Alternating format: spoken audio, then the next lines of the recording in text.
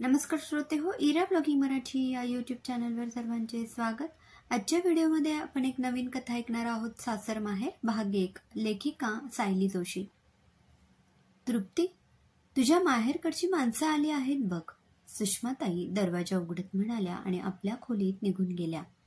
तसं स्वयंपाकघरात काम करणाऱ्या तृप्तीच्या चेहऱ्यावर आश्चर्य जमा झालं। आत्ता कोण आलं असेल, तेही इतक्या सकाळी? दरवाजात तिचे काका आणि बाबा उभे होते। त्यांना पाहून तृप्तीला खूप आनंद झाला। असे बाहेर का थांबलात? आत या ना, त्यांच्या हातातल्या पिशव्या घेत ती म्हणाली। आत जाऊन पाण्याचे 2 ग्लास तिने भरून आणले। पाणी नको बाळा, काका म्हणाले। मग चहा करते की आधी पोहे खाणार? असं म्हणतात माहेरच्या माणसांनी लेकीला एक मूल होईपर्यंत तिच्या सासरी काही खाऊ पिऊ नये। बाबा तिची नजर चोरत म्हणाले। आता असल्या म्हणी कोणी पाळत नाही, तुम्ही उगीच काहीतरी मनात आणू नका। इतक्या लांबून आलात, काहीतरी घ्यावा लागेल, तृप्ती हक्काने म्हणाली। ते जाऊ दे, खरं तर तुझी पहिली मंगळागौर माहेरी व्हायची, पण आपल्याकडची मंगळागौर रद्द झाली, म्हणून हे मंगळागौरीचे सामान तुझ्या आईने पाठवले आहे। बाबा समोर ठेवलेल्या पिशव्या पुढे करत म्हणाले। रद्द झाली म्हणजे? परवा तर आईचं आणि माझं बोलणं झालं, तेव्हा सारं काही ठीक होतं, अचानक असं काय झालं? तृप्तीच्या चेहऱ्यावर गोंधळलेले भाव होते। एवढ्यात आपल्या खोलीत बसून बाप लेकीचा संवाद ऐकणाऱ्या सासूबाई लगबगीने बाहेर आल्या। अगं असू दे, त्यात काय एवढं, तुमची तिकडची परिस्थिती फारशी ठीक नाही, हे मला काय ठाऊक नाही की काय? अशोकराव, आम्ही सांभाळून घेऊ म्हटलं, नका काळजी करू, आता ती आमची लेक झाली आहे। सुषमाताई ते सामान घेऊन पुन्हा आत गेल्या। त्यात काय काय पाठवलं आहे हे त्यांनी तपासून पाहिलं। पोरी, आम्ही निघतो, अजून 2-4 कामं आहेत, ती करून मगच पुढे जाऊ, काका गडबड करू लागलेले पाहताच सुषमाताई परत बाहेर आल्या। हे काय, असंच जाणार? लेकीच्या घरी आला तर जेवून जा, तोंड देखील बोलायला तरी हवं, म्हणून ताई कशाबशा म्हणाल्या। नको, परत येऊ कधीतरी, असं म्हणत दोघे बाहेर पडले। त्यांना निरोप देण्यासाठी सोबत आलेली तृप्ती बाबांना फोनवर बोलताना पाहून काकांना हळूच म्हणाली, तुम्हाला शपथ आहे माझी, नक्की काय झालंय ते सांगा, तुम्ही दोघं काहीतरी लपवत आहात हे मात्र नक्की। आता लाडक्या लेकीने शपथ घातल्यावर काका अस्वस्थ झाले। कसं सांगावं आणि काय सांगावं हे त्यांना कळेना। तुझ्या घरात भांडण लागू नये म्हणून आम्ही काही बोलत नव्हतो, पण तू शपथ घातल्यावर मी तरी काय करणार? तुझी पहिली मंगळागौर थाटामाटात व्हायला हवी असा तुझ्या सासूबाईंनी वहिनीला फोन केला होता म्हणे।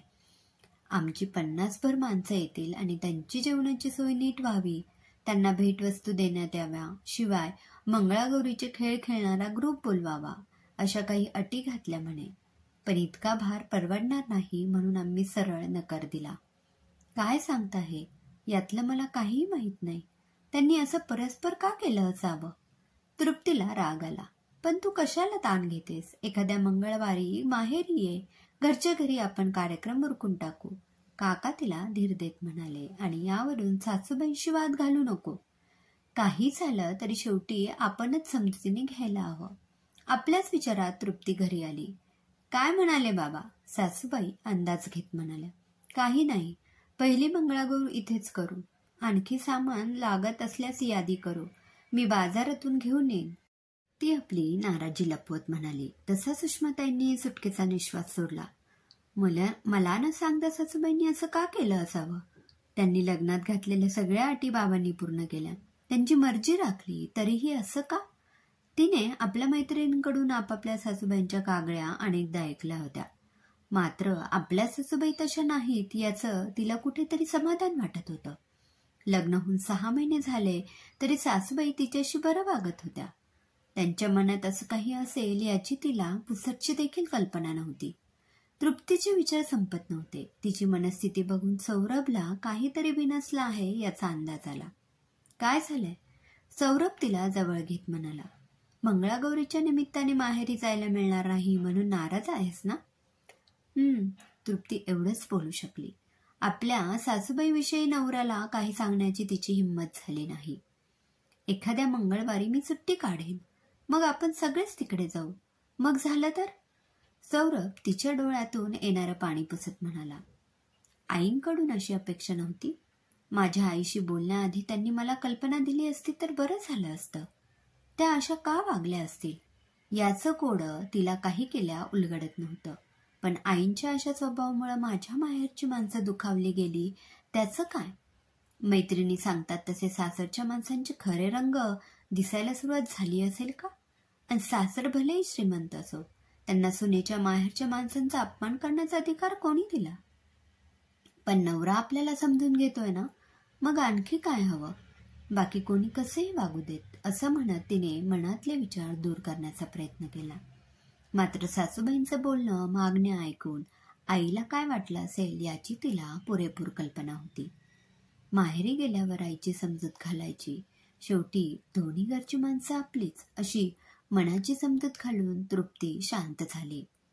परिस्थितीवरून माहेरच्या माणसांना हिणवणाऱ्या सासूबाईंविषयी तिच्या मनात काहीशी अडी निर्माण झाली. क्रमशः. श्रोते हो, कसा वाटला कथेचा पहिला भाग कमेंटमध्ये नक्की कळवा. पुन्हा भेटूया कथेच्या पुढील भागात. धन्यवाद.